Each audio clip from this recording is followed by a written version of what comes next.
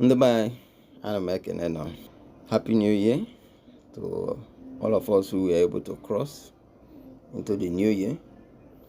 My happy Christmas because I turn on go for some time now. So happy Christmas, my happy New Year. We thank God for 2024. The last year I brought not talk like that, but nonetheless na ndokade.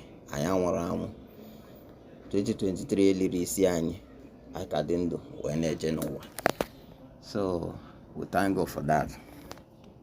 So now we go between the last time we look at and we get a lot of things, man, and we go several videos and get myself down on several topics. Man, engage with me this year, but even na Plateau State today, I get Kumakia because Obarulu na Madonna sin on a dodge some things. Not na actually some things. I got near queer. Yabrana no is you kamadu neku. Also, yana ababa nante. I got near queer.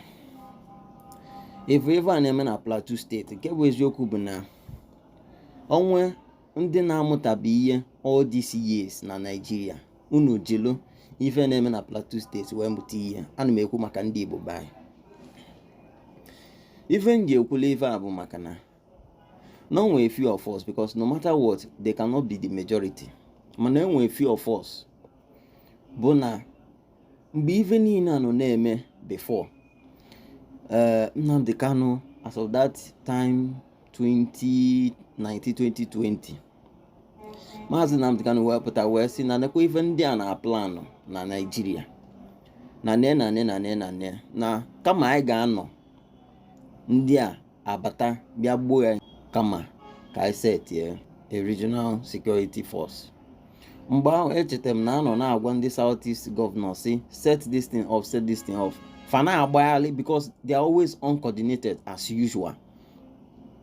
Ndị Yoruba wee set ya nkefa wee kpọọ ya Moteku that time Southwest Security Network. I went na-eche Southeast governors he set this thing up. Fana turn the left and right okwerofa because they don't want to offend Buhari in Asorok as of then. First set that thing up. Fine. Maazi Nnamdi Kanu wee bụrụ onye ọ bụ. We say, kama m ga na-eche these people, let us take the move. I will set ife akpọrọ Eastern Security Network. I will not forget. I will set here of sometime in the ending of 2020. Ọ bụ na nchetala ọfụma. Now, this is fast forward 3 years now. This is 3 years after that time was set that thing up. Near the spate of attacks in the Plateau na afọ, near ka ha si egbusi ndị mmadụ that place na Plateau State. Ndị niile na afọ but several Christian villages ka abanye that place. Ndị Fulani na-egbufa ka ọkụkọ. Ma ụmụ nwoke ma ụmụ nwaanyị ma ụmụasị. That is we waste hundreds of people. I will waste here. Why are those attacks successful? Because those people ain't wearing anybody na guide for that place. In a check a Nigerian army, bianyele gaka, even the bandits na bia, or even the Fulani na bia, you are wasting your time. Undi aga condemn again. Because Nigerian army amambia. Obini man Nigerian army of man, always some of them now support that in an name. Not supporting the Fulani, na that in name. So don't expect them to protect you. Even Maazi Nnamdi Kanu follow that time 3 years now. We set up Eastern Security Network. Mana even cho ikwu makiabo. Mgbe set that thing up. Ụfọdụ ndị bai wee pụta. We jiri yes and we condemn mucha. Ima na onwe ndị na-eche onwe ndị na-ade eche echiche ọfụma n'etiti anyị nke bụ eziokwu. Onwe ndị nwanne anyị na-ade eche echiche ọfụma. Ndị mmadụ wee jide Nnamdi Kanu n'ọnụ wee condemn si ya, hey, Nnamdi Kanu egbu anyị o, Nnamdi Kanu eme nka Nnamdi Kanu eme nke ọzọ. A wee condemn Eastern Security Network n'ife a niile na-afịa ọnụ na Nigeria. Even ewute m na that condemnation and that condemn some of these things. Ọ bụ na ị condemn chi ihe, o eziokwu na anyị ncha niile ama nkwete n'ofu ihe nke bụ eziokwu. Mana ị condemn cha something, iwepụta nke gị, iwepụta ọlụ gị nke gị, that is nke a ga-afụ anya n'oge nwa lọrọ ya. Iwepụta something in place of that thing ị na-condemn. Awefu n'ezie na ị na-arụ ọrụ, n'ezie na ị na-achọ ọdịmma ndị Igbo. Ọ bụrụ ị condemn cha, o nwere any output from you. India we condemn cha. Meanwhile, they did not suggest, they did not bring forward anything. And we did yes in Nakon, yes, in a book, why you woo, and even one half online. Today, the same years and I don't not condemn, but the reason na ndị anyị na-afụ ndị Fulani bandits ama mbata na Igbo comfortably. They cannot maka ụmụazị bai ịgba afọ ofu fagba gị ịtọ, ịgba afọ ịtọ fagba gị iri.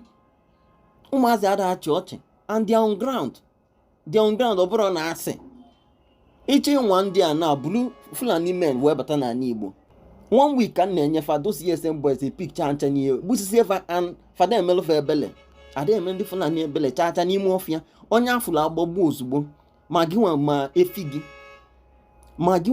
gị ifugo.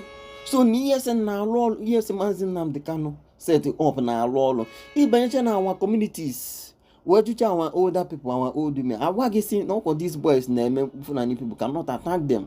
All these boys na-eme fa na-eje nwa ugbo kọcha ugbo bata without problem. Mana before I set these boys up, before I set the Eastern Security Network up, ọ na-abịa ịbanye n'ime ọfịa enwe ka atụrụ gị nwee ka egbuo gị na Fulani esendịrọ gị. Fulani ewere ndụ mmadụ wee kpọrọ ife. So what is very surprising na some of ndị be pụta na criticize and ndị be ha bụkwa nọ ndị inwe ka esi nọ politicians. The politicians bụ normal. Onwe some young people like you and I, young people pụta na criticize. Nnamdi Kanu mere nke ọzọ. Efulefu. Ịma na-ekwekwa asị jiri nwaanyị na-ekwu, jiri nwaanyị na-ekwu. Mana efulefu enwere ife ọ na-amụta. Ndị ewe jiri ihe si na condemn, but today ihe si na bụ na ndị Igbo na-arụba anyị this last year wee na-etinye vidio na-egosi ụwa niile ka baisi wee dị, ka baisi wee mma na-egosi ụwa niile their mansions, ma ndị nweche swimming pool na befa, ma ndị nweche casino na befa, ụlọ ọbụkwa hotel, ụlọ mmadụ nwecha casino n'ime, moto jusisi ebe niile. Ma ndị na-egotelu their community efi, ma ndị na-egotelu widows rice and all that. You know, ndị Igbo celebrate Christmas ọfụma despite anything, despite the economic downturn or anything. Ndị be celebrate Christmas ọfụma, put online na-etinye videos ka ụwa niile na-afụ ọ bụrụ na ekwuru n'ọnụ. Ma ndị na-enwere mansion self, they were happy to go home and show the world what Igbo land is all about. Na-egosi beauty of an Igbo several places anyị na ma ndị Arochukwu onwe one waterfall esete na video wee na-egosi anyị dị na Arochukwu, very very nice places. Wee gosi anyị ife niile bụ na ndị Fulani abatanwụrụ wee na-egbu ndị be anyị. Anọ ọlụ Maazi Nnamdi Kanu dị ife. Mana mgbe a nọ wee set this thing up, young people were criticizing it. Some fan in the minority, but I will call them out because none of efulefu ka ha bụ.